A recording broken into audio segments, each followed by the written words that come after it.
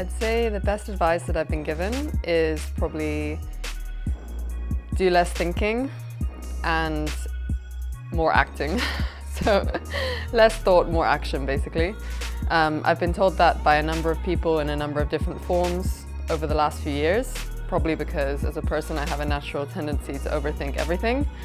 Don't get me wrong, I love a good strategy plan. But sometimes you've just got to do something, get something up and running, and then think about how to develop it. Or you can languish for months thinking about how to think about it strategically, how to get the right people involved. Sometimes you just got to go for it. And it's something that's really helped me this year in my career and my dancing as well. There's actually a number of people that inspire me in my work environment. I'm really, really lucky to be surrounded by colleagues, all of whom have very, very strong personal values, who are really passionate and active in the space of sustainability, climate change, positive social impact. And they're all working really hard to put those motivations to work in an environment where they can make some positive change while balancing many other things. Like I've got colleagues balancing motherhood, balancing doing masters at Cambridge. There's all sorts of things they're balancing, but they're still managing to make real impact in their work environment. Confession, I don't read that much. I spend a lot of my spare time dancing and rehearsing. So I'd say the best thing I've read is probably the best thing I've listened to on an audiobook, which was Sapiens by, I think it's Yuval Noah Harari.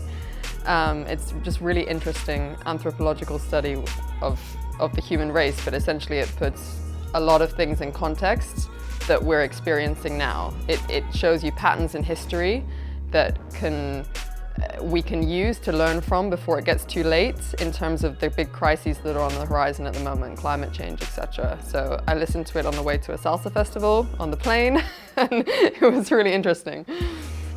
Gosh, if I was left in an empty room with a pencil and a piece of paper, I would probably try and get down to writing a blog or two. I work in communications and I love to write, and I think sometimes convincing people of something is just about telling the right story and shaping the right message. And at the moment I don't have a lot of spare time with my dancing, but I would love to try and get down some of the ideas that I have in my head on paper, potentially ideas that could help make a positive impact, for example in my role as a LandAid ambassador, to try and get those ideas down on paper in a way that I can inspire people to make change. That's a goal of mine. It's just something that I haven't really got down to much recently.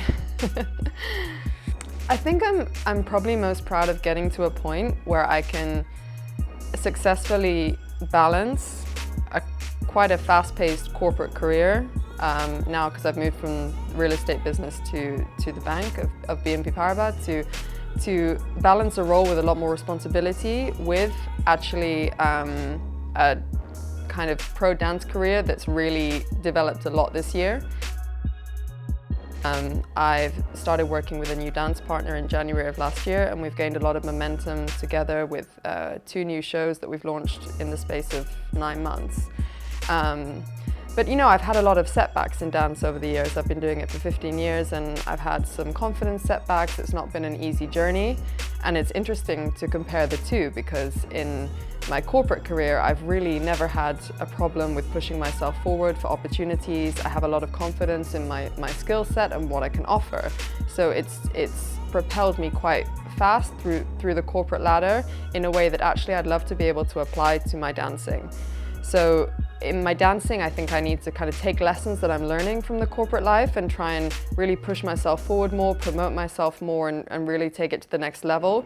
But right now, I think I've finally found quite a healthy balance, time-wise, between managing the two, and I'm loving the journey.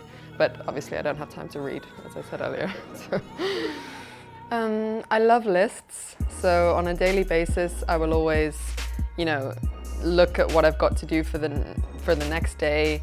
I'll probably categorize it into, what I've got to do for dancing. Who do I need to contact? What do I do? I need to take my costume to the dry cleaners. I need to book my tickets for the next event. So I'll categorize it for salsa, for work, and then for my social life. So I'd say that probably I might be on the extreme end of a little bit OCD about that kind of thing, but it's kind of necessary if you want to manage a lot of things in your life. Maybe there's some people who have a more relaxed, better method of doing things than I do. But I'd say that's probably the thing that I do every day to make sure I'm organized for the following day. I'd love to say, you know, I take 10 minutes to meditate every morning and I wake up at 5 a.m. and, you know, read a motivational quote. I don't. I just try and stretch every day and be organized.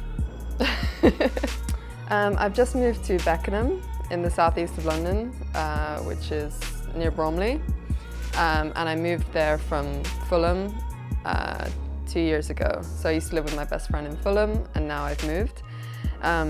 So I think it's just a much more relaxed area with a much wider social demographic. It's just a lot more interesting for me personally. I mean, Fulham's lovely, but it's been great to just experience a different area. I live in my own apartment now, which is really nice. It kind of feels like the next step into adulthood, even though I need to take care of everything myself. So yeah, I'd say I'm really enjoying a different part of London, which is really kind of up and coming and changing very fast. So it's been nice, and I have great neighbours.